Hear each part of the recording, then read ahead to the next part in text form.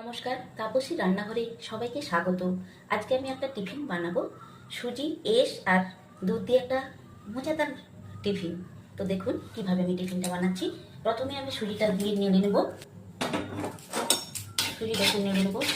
সুজিটা এইভাবে লাল লাল করে ভেজে নিয়েছি। এবারে কড়াই আমি দুধ দিয়ে দেবো। তো দুধটা যখন ফুটে আসবে তখন এর মধ্যে এসগুলো দিয়ে দেবো দুধের মধ্যে। এইভাবে কম আঁচ দিয়ে এটাকে সেদ্ধ করতে হবে।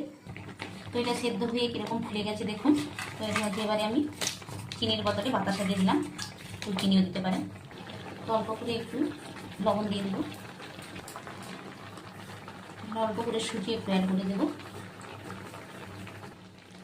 দুটো এলাচ দিয়ে দিলাম।